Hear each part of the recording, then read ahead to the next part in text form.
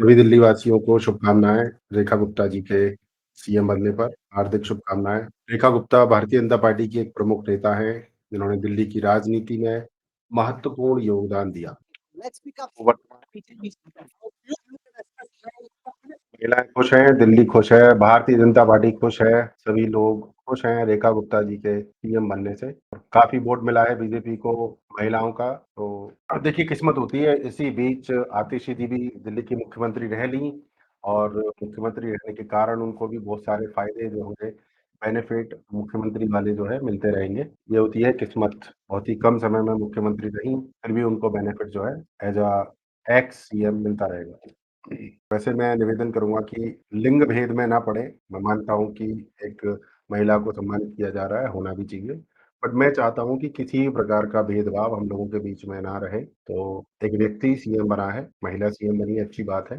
But यूँ ना कहा जाए कि महिला सीएम बनी है तो पुरुष पीछे रह गए या महिला आगे निकल गई।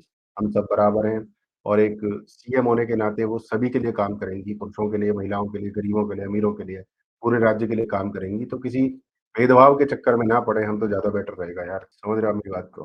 प्रवेश वर्मा जी रहेंगे deputy CM.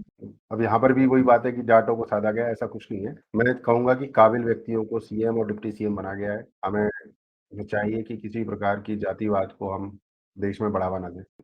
Rekha Gupta first time CM बनी है, फर्स्ट टाइम विधायक बनी है और फर्स्ट टाइम विधायक बनते ही वो डायरेक्टली सीएम बन रही हैं, जो कि एक अपने आप में एक बहुत बड़ी बात है। 50% वुमेन दिल्ली में कह रहे हैं कि वुमेन का रिप्रेजेंटेशन करेंगी रेखा गुप्ता।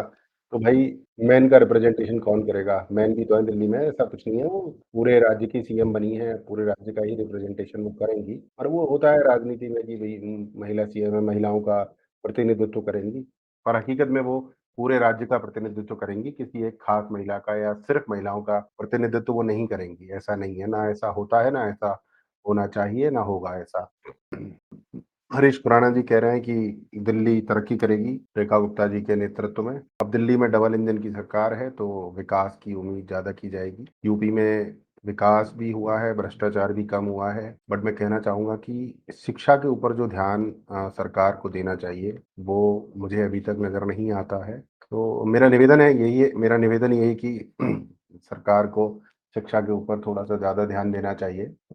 बड़ा सिंपल है, सरकारी अधिकारियों के बच्चों का सरकारी स्कूल में पढ़ना मैंडेटरी कर दो और मंत्रियों के बच्चों का सरकारी स्कूल में पढ़ना मैंडेटरी कर दो। विदेश जाना मना कर दो, खासकर सरकारी अधिकारी और मंत्रियों को, क्योंकि ये देश के सेवक हैं और देश का भला चाहते हैं।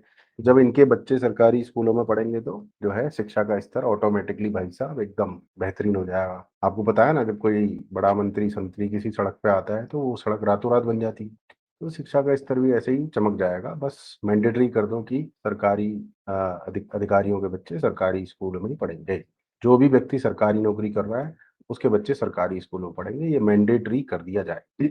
अचंभे की बात तो ये है कि जो अध्यापक सरकारी स्कूलों में पढ़ाते हैं, उनके खुद के बच्चे सरकारी स्कूल में नहीं पढ़ते। मतलब विडंबना देखिए आप देश की। तो इस सिस्टम पर थोड़ा काम करने की आवश्यकता है कि जो भी व्यक्ति सरकारी नौकरी ले रहा है, उसके बच्चे सरकारी स्कूल में ही पढ़ेंगे, राइट? नहीं तो सरकारी नौकरी छोड़ दो। इसी प्रकार एमएलए और मंत्रियों पर होना चाहिए कि अगर आप सरकार में सहभागी हैं, तो आपके बच्चे सरकारी स्कूल में पढ़ेंगे, अदरवाइज़ आप ये पद त्याग दो। ऐसा नियम होना चाहिए।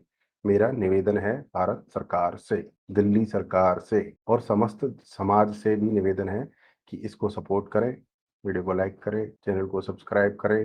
हमारा अभियान यही है और निवेदन है, निवेदन ही कर सकते हैं, बाकी हम अपना कर्तव्य निभा रहे हैं, जो है। जनता बहुत उम्मीदें लगा रही थी कि मनजिंदर सिंह सिरसा सीएम बनेंगे, प्रवेश वर्मा सीएम बनेंगे और भी